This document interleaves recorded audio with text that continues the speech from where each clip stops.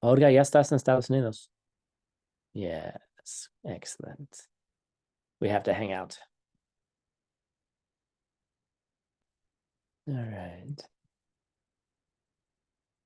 All right. Good morning, everybody. Welcome to our next installment of Living Lam Rim.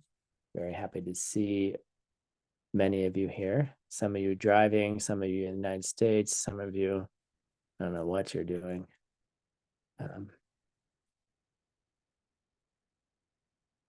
But yeah, it's wonderful. So, wait, Gina, are we okay? You said please record. I want to make sure everyone's on.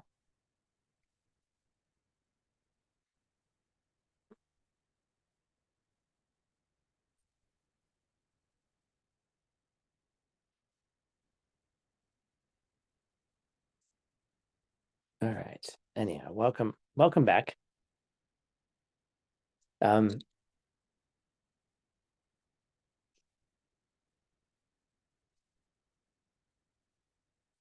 so we've been I was reviewing all the material over the last, I don't know, 5 classes we've done this. And I realized we're still in class 1 that Geshe Michael gave. So after 5 classes, we're still in class 1. I'm like, oh my gosh, he's going so much faster than we are. And I thought, that's okay.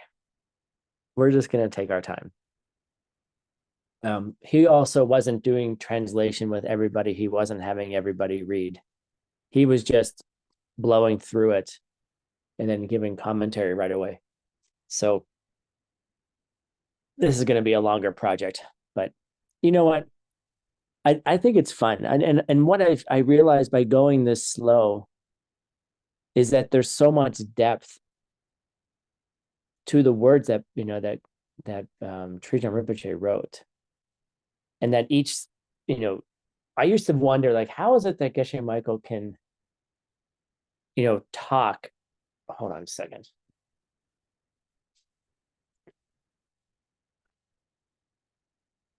Never mind.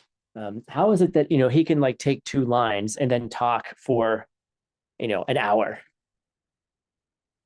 And I'm realizing that there's so many layers to things, and there's so many word choices that are made, that the subtlety is there, and I think it's really good for us as people who are translating, but also interested in the Lam Rim, that we go into that kind of depth. So really what you're getting in these side commentaries is you are getting the Lam Rim, right? You're getting so much more information than just what's in the text itself. So then you can create a context around the entire path.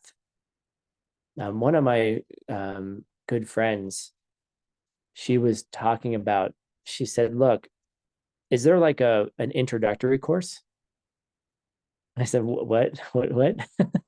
And she said, you know, I'm sitting in these classes and there's all these references to all these different people. Like, is there a place where we can get a chart or all the steps? How do all the things fit together? And I thought about it for a while and I kind of started laughing, and I was like, well, kind of. It's one of the weaknesses of ACI.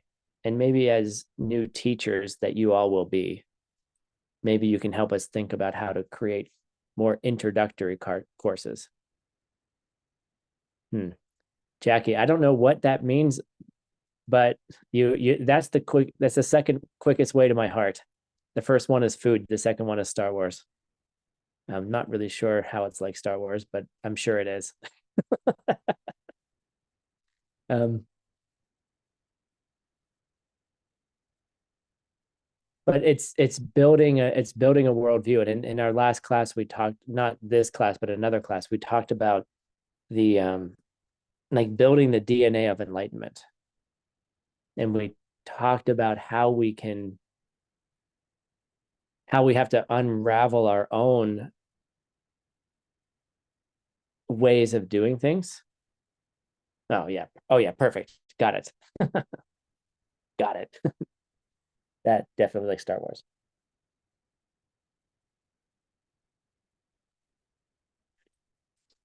So you learn bit by bit how all the pieces together. So we're taking apart our old way of doing things.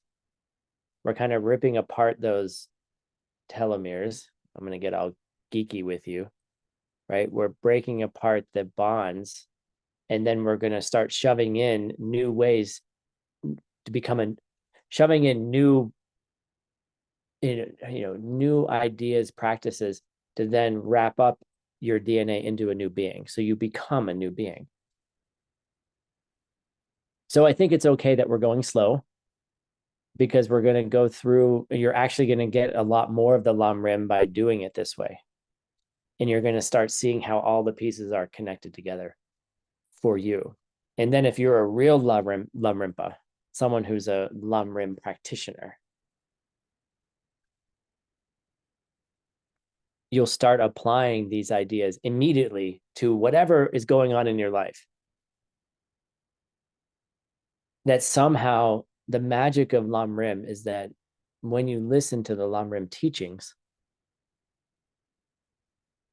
you're able to then say, oh, this is exactly what's going on in my life right now. And it always, if you have the seeds for it, of course, but it strangely always seems like whatever cool thing or bad thing or confusing thing or worry that you have, the Lam Rim just seems to answer it in the moment you need it.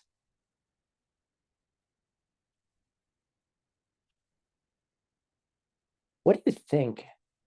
What do you think is the seed to have that experience?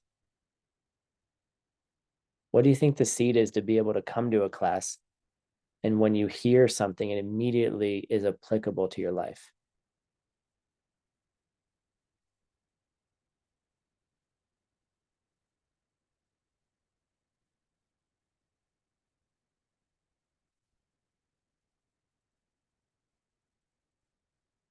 Mm.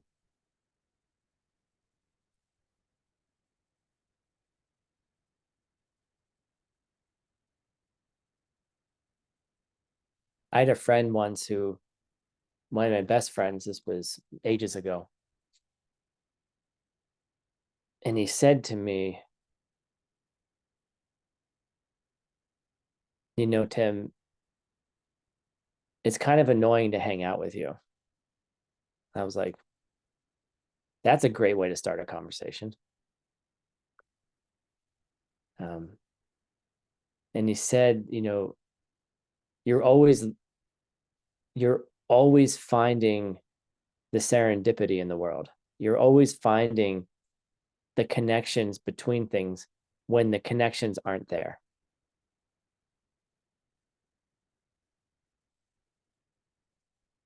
And that was kind of the beginning of the end of our friendship, unfortunately. I was incredibly hurt by that, because then I was like, but that's who I am. I was incredibly hurt by this. And he, and I was like, I thought we were really good friends, and I thought you liked me. I thought you liked hanging out with me. And it took about 10 years. I mean, it was really painful. Like, our friendship eventually did fall apart. And it took me about 10 years to kind of come back to it, because I valued his opinion so highly that I thought something was wrong with me.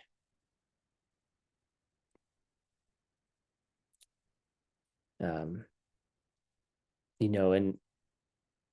and that's not, in this worldview, that is how things work. Your environmental seeds are ripening in such a way that you'll hear one thing in class, and then you'll see it immediately in your life. And it's not just random serendipity, crazy making, crazy meaning making, crazy meaning making. You're not just randomly making meaning. You are making meaning, and that's the only meaning there is. Okay.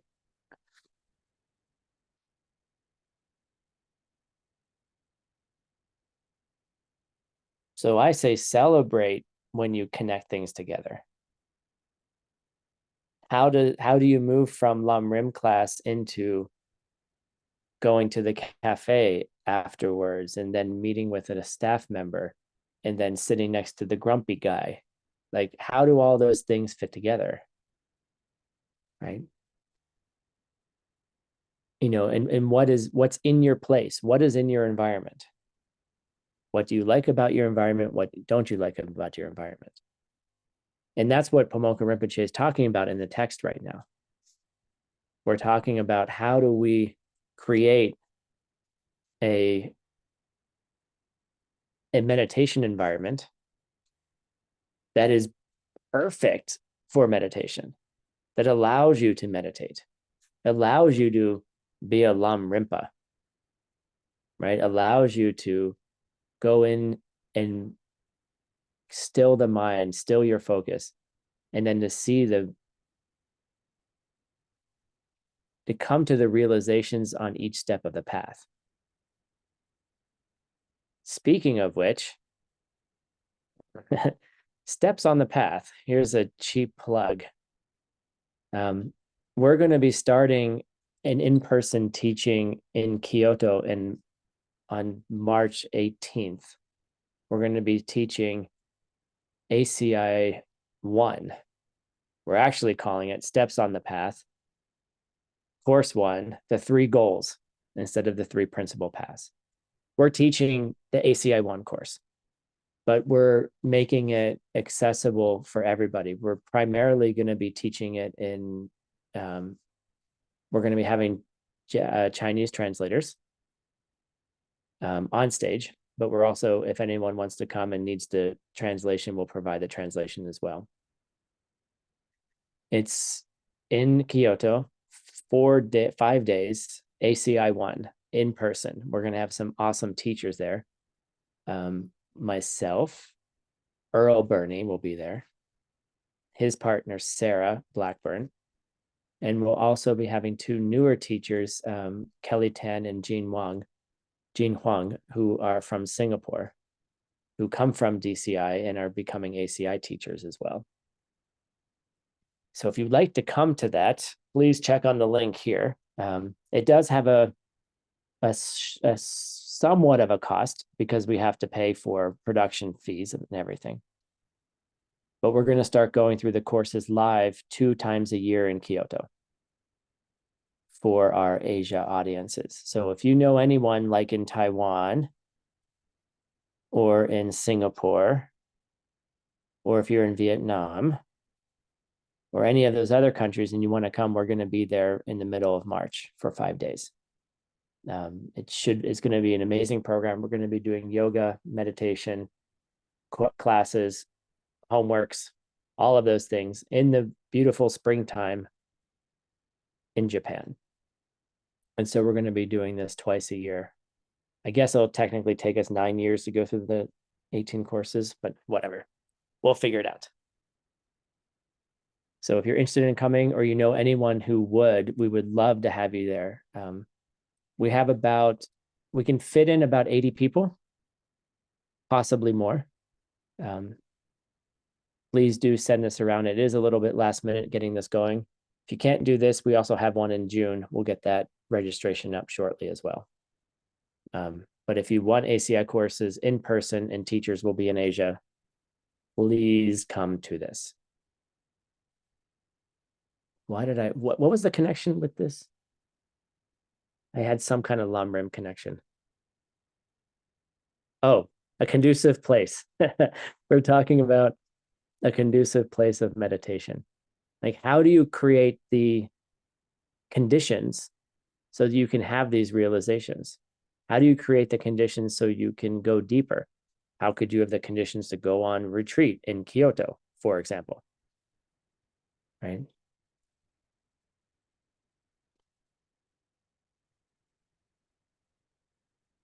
And Pamonka Rinpoche says there's 6 main conditions for a good meditation practice.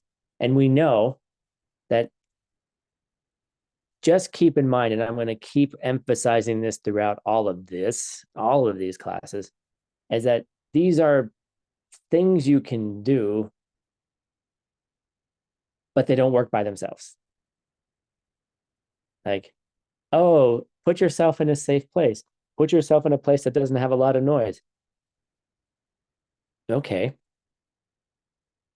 There's no, like, you try to go to Diamond Mountain where there is no play, there is nothing around, and there will be sounds to distract you, like an airplane. The airplanes fly over regularly. You will hear them. The wind blows. What else happens? Sometimes helicopters come through. There's some kind of strange electrical hum in the valley that if you get really, really quiet, it gets really, really loud. It's really annoying. We're in the middle of nowhere, yet you can hear a humming sound. Maybe the earth is humming. I don't know, but it's annoying. Okay. So if you think by going to a quiet place, you're going to have quiet meditation, think again. You need to have the seeds for it first. Okay. And those are different. That's a different thing. So there's 6 main, what are these? What are we looking at? We have 6 main conditions for meditation. And each one, of course, has multiple parts because that's what they are. So we're going to quickly go through those 6 conditions again, just to review them. And then we're going to move on to the first one. Here we go. And before I get into that, because I'm going to continue to talk, is that think about these not just for shamatha. How else are these applicable in your life? Like, yes, this is conducive to a good meditation, but how are all these other things potentially coming together in other aspects of your life that maybe you can have shamatha in other aspects of your life? Win, it's so good to see you. Hi. Glad you're here. All right. And now I'm seeing everybody. Now I'm getting nervous. Hi, Marcela. All right. Okay. Let's go. Oops.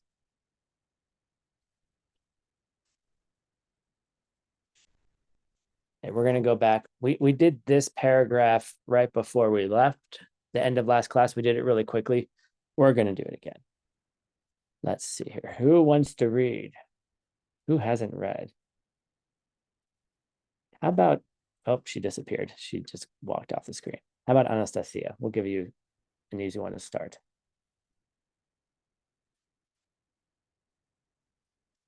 Dena, tampo, shine, kitsok, tempaladrup. Okay, pause right there. What does druk mean? Ready? Get it? Oh, that's 6. Okay. Yes, good job. Okay, so there's 6 conditions. All right, there's 6 conditions that we need to bring together, sokten, to be able to have a good meditation practice. Here we go. Number 1. Tumpe yung na nepa. All right, what's that first one? First one is a safe place to stay. All right, read number 2. Dopa chungwa. Right, dupa chungwa. Dopa chungwa. Having few desires, meaning keep your wants few. Like, don't want or need too many things. All right, third one. Cho shepa. Yokshepa, yes, being satisfied with what you do have. So don't want more, and be satisfied with the things that you do have. Number 4. Chewa mampo tutsi yonsu panwa. Pangwa. Okay, what does pangwa mean? Oops. Mm, It's a good word to know. It means to give up. So we're okay. giving up being too busy. Chawa Mangpo means doing too many things. So, okay, number 5, and this is the most important one. Sulcrim takpa. Yeah, what's sultrim? What's sultrim? It's ethic. Right, it's Keep ethical. an ethical life. Exactly, right. So having a pure ethical way of life, which means this number 5, I would say, is the component that is what makes a meditation practice actually work. Leading a clean life, meaning taking care of other people, keeping your top 10 virtues, avoiding their opposites, being a bodhisattva, serving others. These are all the things that will help you be able to reach a state of meditation where you can see the nature of reality, where you can go in, sit quietly, achieve single pointed focus, reach up to shamatha, and then put that microscope onto the nature of how things work.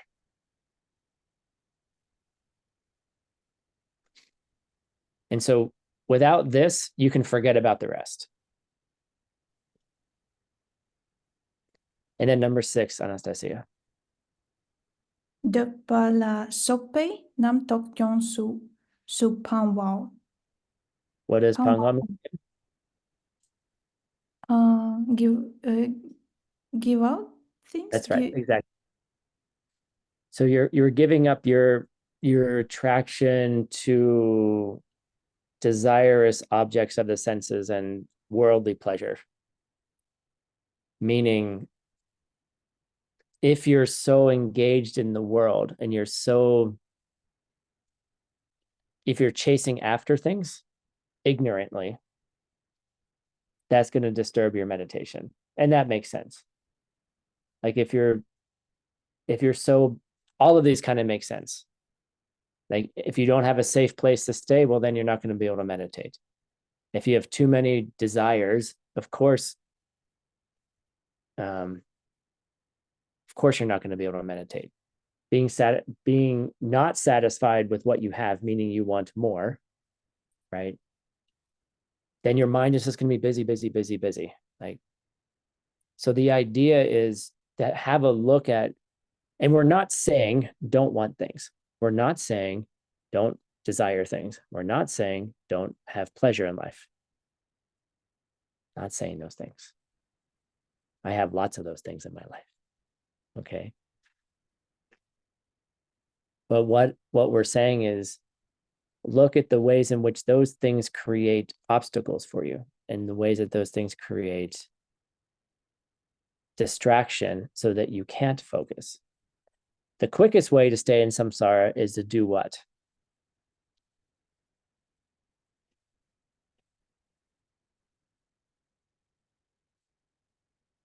Don't meditate. Okay. The quickest way to stay in samsara is to not lead an ethical way of life. Quickest way to stay in is just keep doing the same things you're doing.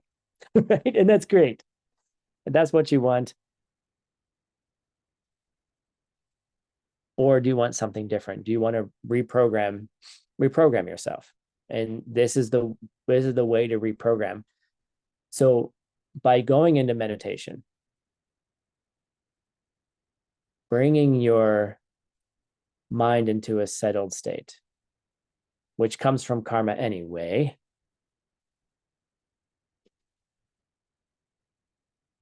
allows you to go in and work into that fabric of who you are and to open it up and upgrade and reprogram, upgrade through the realizations of the Lam Rim. You begin to upgrade, and each upgrade creates a new you, and each of those upgrades then opens up the possibility for more upgrades. All right. So those are the 6. So we're going to go into number 1, a safe place. And number one, the safe place has one, two, three, four, five. I think it has five. Yes, it has five parts. So in classical Galupa fashion, there are 6 conditions of meditation. The first condition has 5 qualities or 5 parts, 5 aspects. Yay. Hope everyone's excited. Don't look so excited. Okay, I got some smiles. All right, here we go. All right, here we go. Let's have, who would like to read now? I like how some of you are pretending to translate. So you looks like your mouths are moving. How about Win? Let's have Win translate this. Or not translate, but to read it. We're going to read this whole section, Win.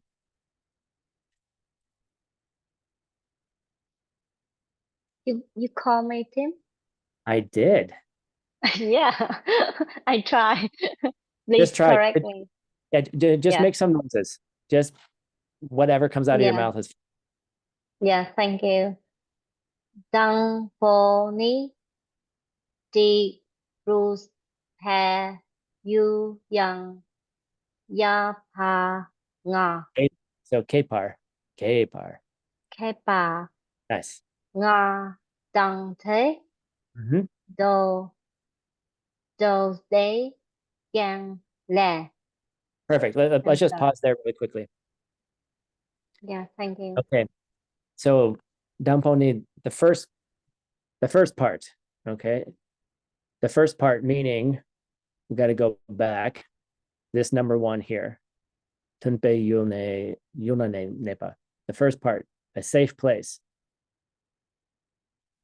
It has 5 parts. Na. There's 5 features or 5 parts to it.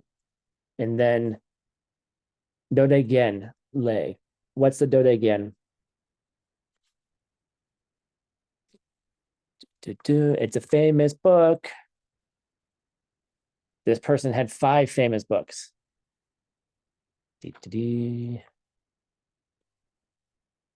One of those famous books is the Abhisamala Alankara, the Jewel of Realizations.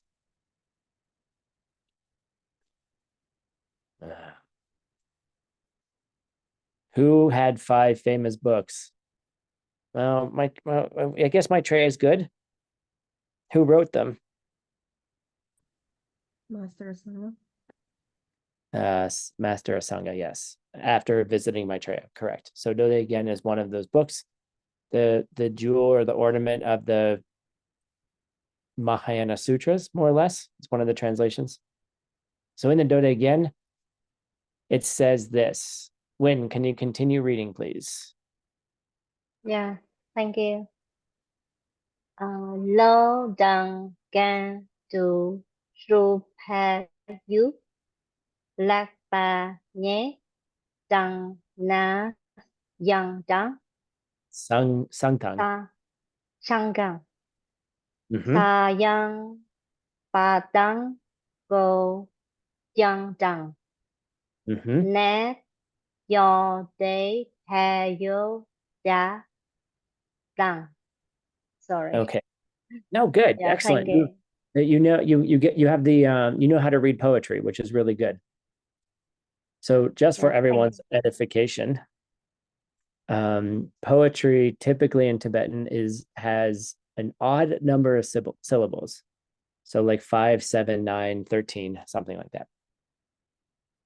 So typically you do 2 together, and the last 3 are read together. So it's Lo Dang Gan Kangsu Drupe Yul. So it kind of has a rhythm of Lo Dang Gansu Drupe Yul. So 2, 2, 3. In this case, Lepar Ne Tang Ne Sang Dang. Cool. So when you're reading poetry, it's 2, 2, and 3. That's just for your own knowledge. All right. So there's a thing here. I went on a trip last night, way tripped out on this section here. I was like, I don't know what a yoche is. And then I was like, let me check the actual quote from the Dode again. Let's find out if Trijang Rinpoche had the correct quote. He wrote it down correctly in the book. Nerding out. This is what nerds do.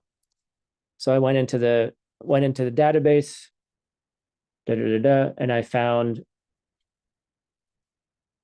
this part, right? So in the Dodegen, it says Yunten here. And up here, it says Yoche. I'm like, oh, this is a misspelling, right? Then I didn't copy all of it here for you guys, but I just copied part of it. However, as I was going through all of this, the original, what we have in our Tengyur says Yunten, which means the benefits. But somewhere along the way, somebody wrote Yoche.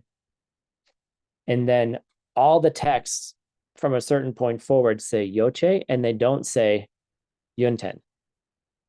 And so I went on this whole trip trying to find out where it started and why, and I don't know.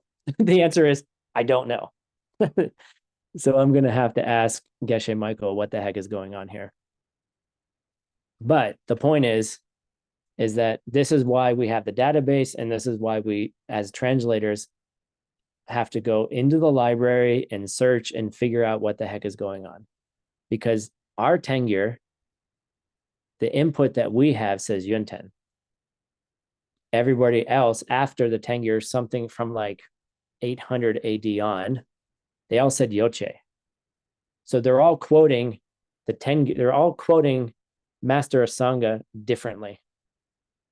So I want to find out why. I don't know if you guys care about that, but I care. So I'm going to talk to Geshe and we'll figure it out. So let's translate these lines here. Let me get my translation up. So basically there are 5 qualities. So if you're looking in, if you're a baby translator and you have no idea what's going on, you just found out that there's 5, right? There's 5 features, there's 5 qualities. So the text, if you're anticipating what's coming up, should have 5 qualities. So we're going to try to find out what those 5 qualities are. And what you can do oftentimes is the word tongue means and. So we can probably find them. So here's 1, here's 2, just separate the ands. Here's 3, and here's 4. All right. Now we've got to figure out where the 5th one is, which is actually up here, but not in this order. These are just the 5 that there are. So if you're a translator, you're trying to figure things out, these are ways to start pulling the pieces apart. And I will stop nerding. So basically what this says, and what I find interesting here, is the use of Naljur. Naljur means yogi, right? It can mean a practitioner. But it's interesting that I find it interesting that in the Dodegen, they use Naljur, which also is a word that when you're describing a Diamond Way practitioner as well. So there might be something there interesting for us to investigate. Anyhow, so it says the place where the yogi practices should have these 5 qualities. The place should be safe. The things there should be easy to obtain. The things you need should be easy to obtain. Like Parne. All right. It should be safe. Ne sang. It should be, oops, I'm sorry, I'm highlighting something that you can't see. It should be, things should be easy to come by, meaning your food, like the things that you need to actually live during a retreat. It should be safe. It should be wholesome. And we'll talk about what these means in a second. You should have good friends. And it should just be, and here's the 5th one, it should be overall conducive for meditation. Okay. So those are the 5 things that you're going to need in a in this category, this first category here of, what did we call it? Did we call it a safe place? What did I call it originally? A safe place to stay, right? So that safe place to stay has 5 things. Should be conducive for meditation. The things should be easy to obtain. It should be generally safe. It should be wholesome, and you should have good friends. So what does all that mean? We're going to start to take it apart. Yay! Let's read this first section. Who wants to read? I don't know a lot of you, so I'm just going to choose on someone, and then good luck. Just make some noises. How about Manuela? I don't know you. Have you ever read Tibetan before out loud?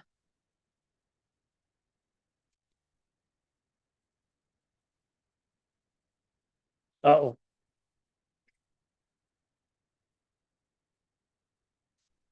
Here we go. Starting here. Die Yang Ku. You just make noises. Good. Chutung. Das noch nie gemacht. Nochmal. Die Zu Ba Yet La Ba Hik Met Na. Nice.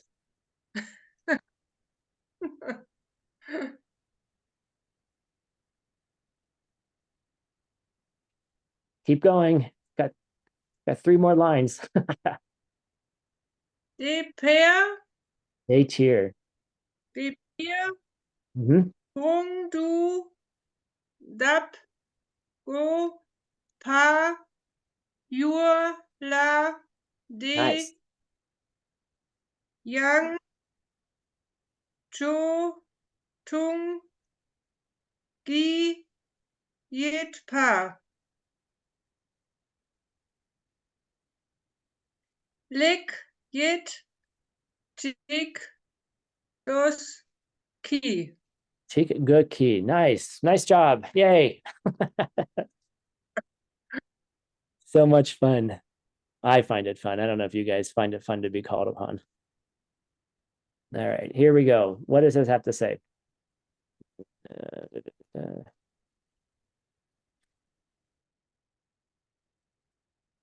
So if things are not if it's not easy to get the things you need, and specifically it's saying following the guidance or the guidance of the Dharma principles. So we're kind of creating 2 categories here. It's like if things are not easy to, the things you need are not easy to get, and you're not able to follow how the teachings teach you how to get them. Okay. You're going to have to leave your meditation retreat and go to the drong, right? Go to the city, go to the town, go to the nearby town to get them yourself. All right. And then it says, we also must get them in a proper way, like lekne, right? We have to get all of those things that we need in a proper way in alignment with how the teachings teach us how to get them. Okay.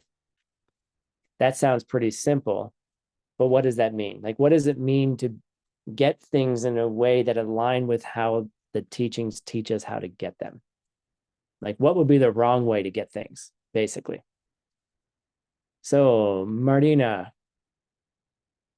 can you read this next sentence?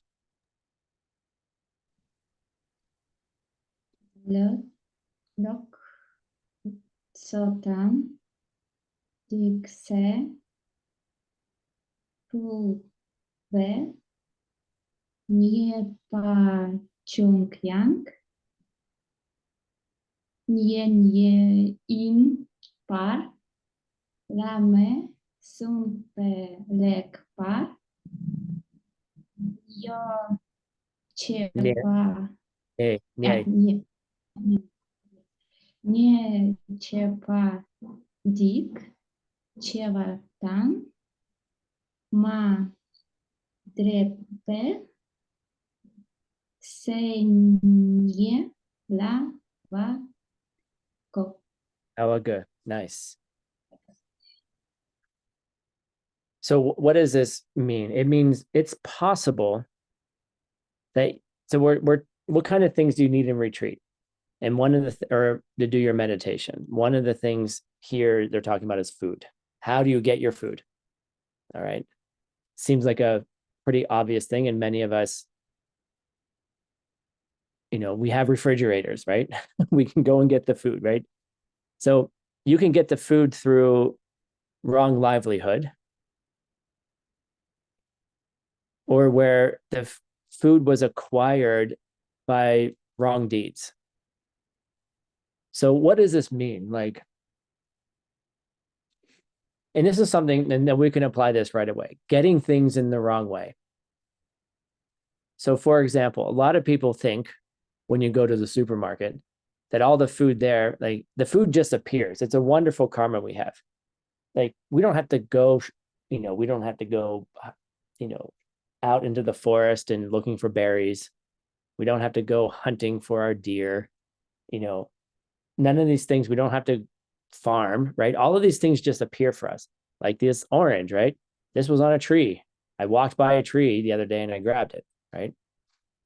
But most of the time, you don't even have to forage for oranges. They have oranges all year long in the supermarket, right? But how did they get that food there? And that's a really important, this is really important for your meditation.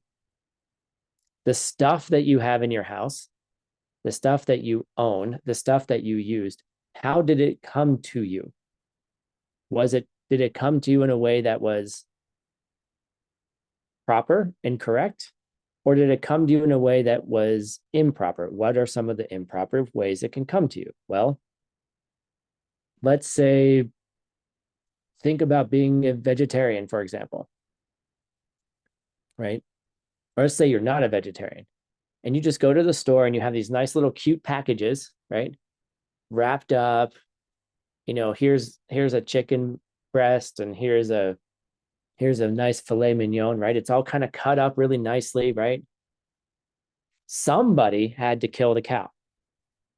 Somebody had to kill the chicken, right? So you're implicitly going to the grocery store and telling the grocery store, I approve of you killing those cows. I approve of you killing those chickens. And then also the people that are in the store you're basically saying, go kill that chicken for me, go kill that cow for me, and then cut it up, right? So there's a level of, first of all, don't go crazy, all right? Don't go too insane, thinking about this. But it's really important to consider the things that you have, were they acquired honestly and were they acquired in a way that they didn't hurt others, as best as you can. Okay. And so this whole section is about how are the things that you have in retreat acquired. If you want to go into a deep meditation, the stuff in your house better be there honestly, right?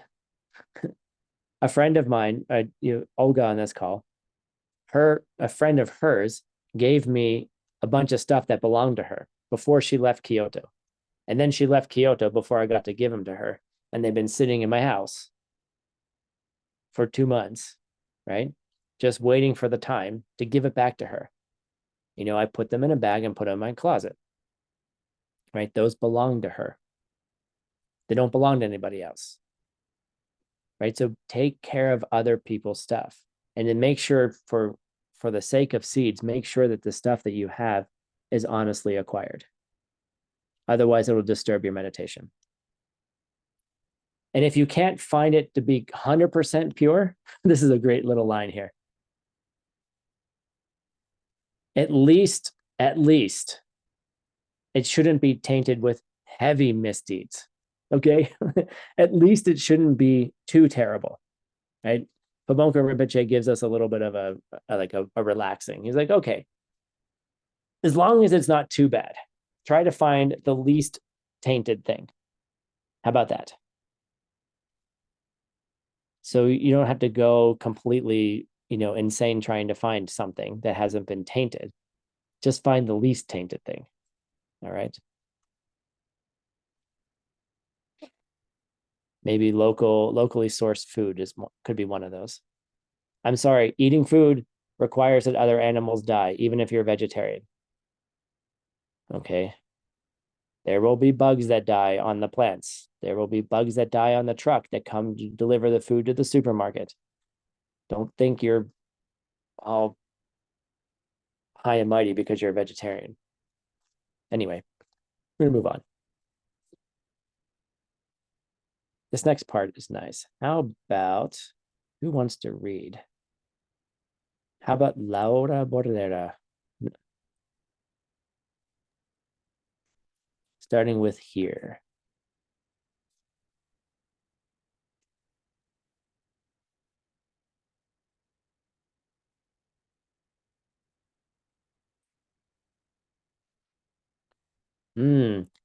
I can't hear anything.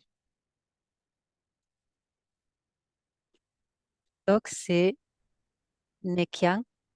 Where you got to go back to the beginning. You can't just pretend to have read 3 lines. Okay. Dokse Nekyang. Huh? Tampa Gongme Sabki Bak Pe Sata Sat Boeing Buchin. Buchin Ji Lap Pe Ne Suta Sute Nice. Sudene. Sutene Letang Na Letang Po Pene Pe Parna Ski. Sorry. Again. Tang Ponar Neki Gansak Surchin Yilopar Your Watang. Nice. Okay, so this is the second of the 5. Excuse me. This is the, where are we? So how many did we do? We did, should get it honestly. Oh, this is just an explanation, right? So the first one was this. Second one is here. So this one's pretty cool. A place that's safe also includes a place where holy beings have visited and blessed those places, right? So they've come to those places, their holy feet, shab, right, have tread upon the place, right? They've showed up. The holy beings have showed up and they've given their blessings by being there. All right. And this has the power to help people in those places.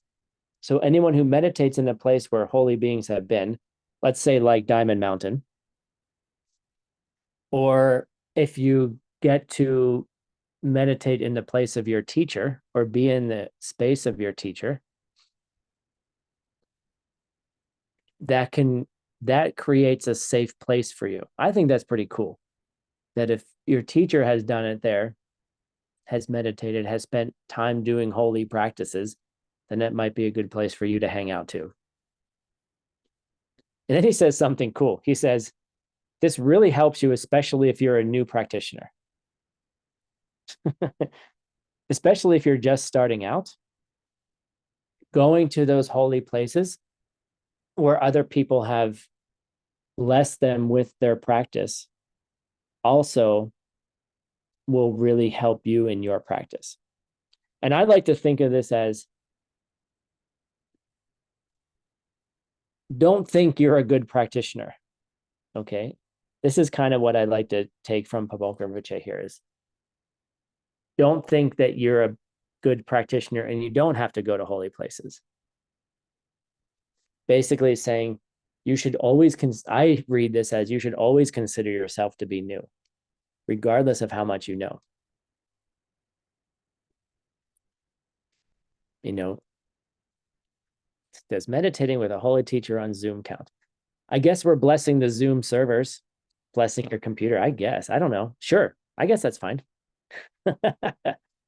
There's a special thing that happens with the place as well. You can feel it.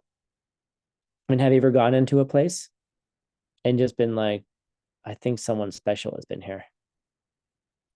Right. Of course, it's your seeds. And of course, not everyone's going to walk into a place and have the same magical holy experience.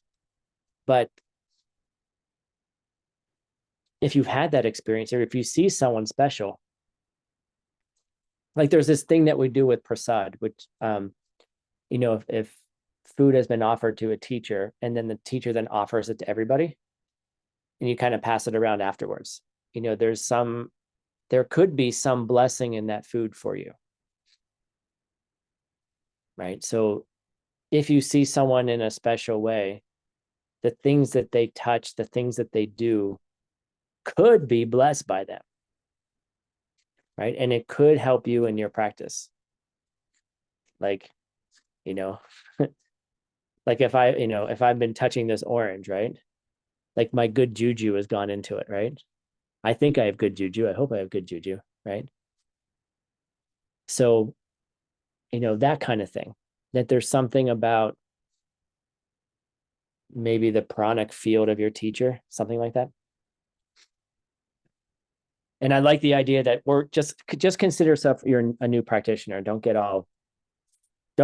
think you are you have holy feet.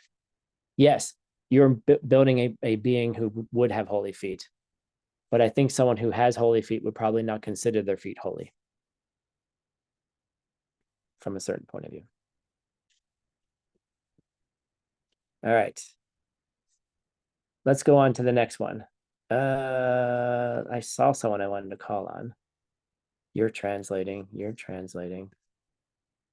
Where did you go? Come here. How about Jolene?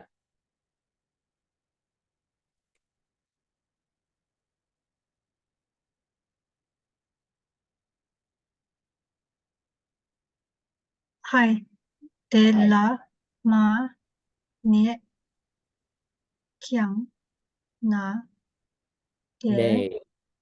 Young ne nay. kyang ne de dem se Yeah, and skip this other part. This is a synonym. ken mi na ba ge dun Gen, it's one word, gendun.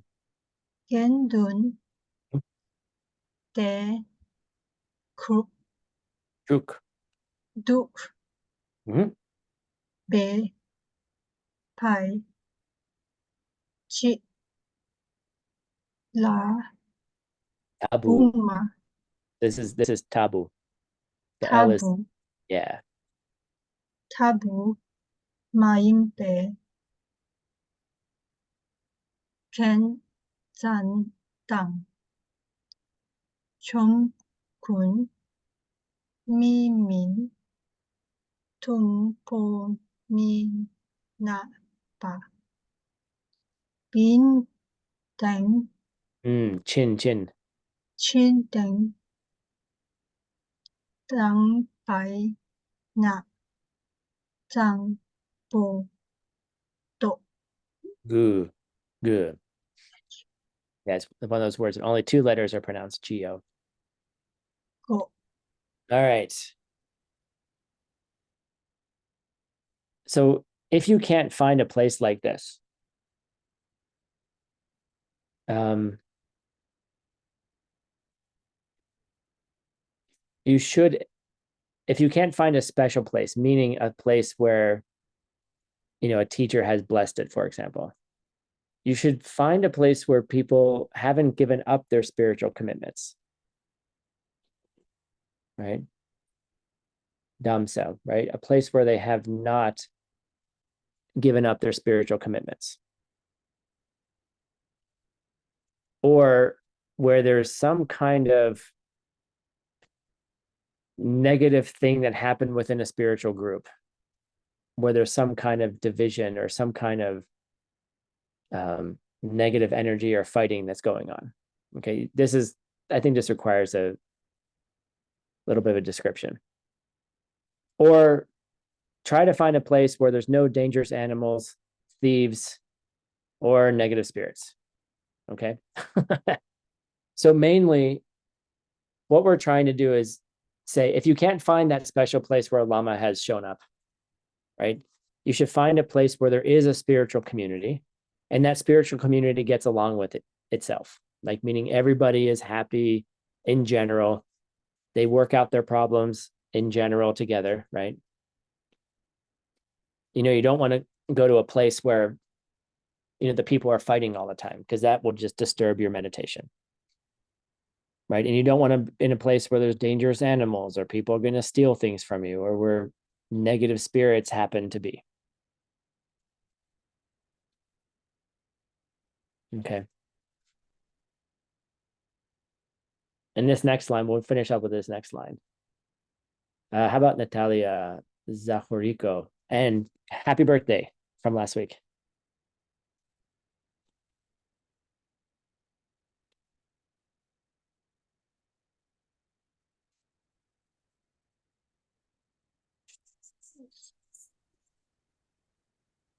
Demin ran niet me jigs by Sampa dat Gyan Pina Ine. Pine not pa Yurwa. Nice. Good job. And thank you for congratulations. You're welcome.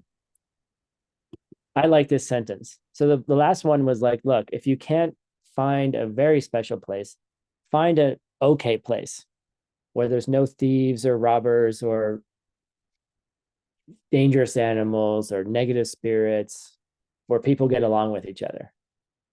And then this sentence says, if you think that you are awesome and such a strong practitioner, and you can stay in one of these unsafe places, think again. That's basically what this says. Think again. You will be bothered you will experience some kind of danger, right? You will experience some kind of negative effect. So even if you think you're awesome, and you're like, I'm strong and I can be in a place like that, you will experience something you will have some kind of negative experiences. So it's basically saying, do your best to find, do your best to find a safe place to meditate. Okay. Cool. So I think, for me, if I were doing some kind of diamond mining out of this, I would probably take that last line and look at my own pride. I'd be like, oh, they gave me all these warnings. They told me not to do this, but I'm better than that. I've overcome that. I'm going to go do it anyway. And I probably would look at my own pride. That's how I take the last line. I also take the line of, even if you're, the blessing of the teachers can help you, especially if you're a new practitioner. I think the idea of always keeping yourself in the frame of mind that you have something to learn, and you're not awesome. Like, you are awesome, but don't be pridefully awesome. Okay. You're awesome because you're here. but don't be pridefully awesome. Okay, cool. All right, thank you all for joining. Happy Wednesday. Wonderful to see all of you. It's wonderful to see many of your faces. Haven't seen a lot of you in a long time. Yeah, it's good to see you. So hope you all have a good week, and we'll see you next Wednesday. All right. Thank you, translators. Thank you, all the tech teams. Thank you, Francisco, for making the course run. And I hope you all have a good day.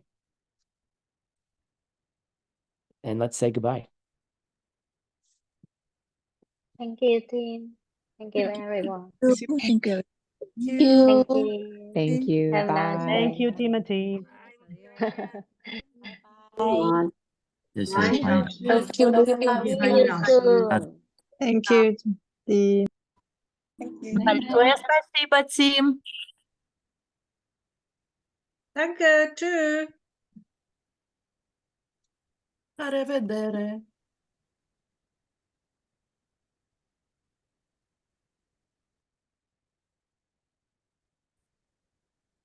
All right. Have a great day. Thank you, everyone. 谢谢 Bye. Tim 老师。